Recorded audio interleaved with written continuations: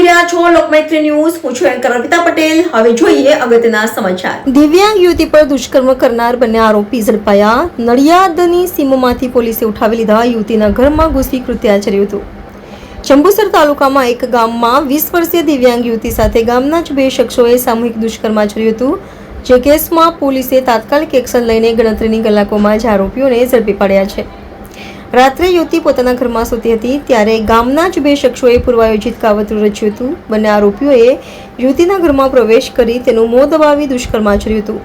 જોકે યુવતીની ભાભી અવાજ સાંભળી જાગી જતા બંને આરોપીઓ ભાગી છૂટ્યા હતા. જંબુસર પોલીસ મથકના પીઆઈ એવી બાણમિયાએ તાત્કાલિક કાર્યવાહી શરૂ કરી હતી. યુવતીનું મેડિકલ કરાવ્યા બાદ વિવિધ ટીમો બનાવી આરોપીઓની શોધખોળ શરૂ કરી હતી. ટેકનિકલ સર્વેલન્સ અને બાતમીદારોની મદદથી નડિયાદની સીમમાંથી બંને આરોપીઓને ઝડપી પાડવામાં સફળતા મળી હતી. પોલીસે બંને આરોપીઓની ધરપકડ કરી છે અને તેમના રિમાન્ડ મેળવવાની કાર્યવાહી શરૂ કરી છે. આ ગંભીર ગુનામાં વધુ તપાસ ચાલુ છે. રિપોર્ટર ભરત મિસ્ત્રી, લોકમૈત્રી ન્યૂઝ, ભરૂચ. 8 માર્ચ 2025 ના રોજ જંબુસર પોલીસ સ્ટેશન ખાતે એક ફરિયાદ નોંધવામાં આવે છે, જેમાં ભોગ બનનારની માતા પોતે ફરિયાદ આપે છે અને પોતે જણાવે છે કે પોતાની દીકરી કે જે દિવ્યાંગ છે તેમના ઉપર સામૂહિક બળાત્કારની ઘટના ઘટે છે.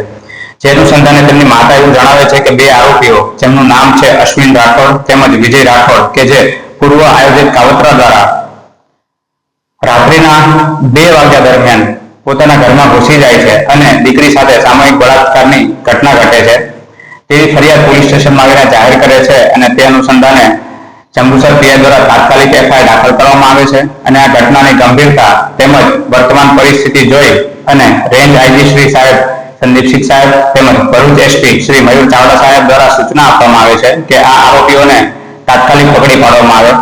જે અનુસંધાને જંબુસરના પીઆઈ શ્રી એવી પાણમિયા દ્વારા જુદી જુદી ટીમોની રચના કરવામાં આવે છે તેમજ હ્યુમન ઇન્ટેલિજન્સી અને ટેકનિકલ સર્વેલન્સની મદદથી આરોપીઓની શોધખોળ હાથ ધરે છે. ઘણી મહેનતના અંતે એક સફળતા પ્રાપ્ત થાય છે અને આરોપીઓ કે જે 2 અશ્વિન રાઠોડ તેમજ વિજય રાઠોડ કે જે નડિયાદની સીમમાં છુપાયેલા હોય છે અને તેમને ત્યાંથી પકડી પાડવામાં આવે છે અને તેમની ટીમ દ્વારા કાયદેસરની કાર્યવાહી આગળ હાથ ધરવામાં આવે છે અને આરોપીઓને હાલ અટક કરેલ છે. લોકમૈત્રી ન્યૂઝ સાથે જોડાયેલા રહેવા અમારા યુટ્યુબ ચેનલને સબસ્ક્રાઇબ કરી ફેસબુક અને ઇન્સ્ટાગ્રામ પેજને લાઇક અને શેર કરો.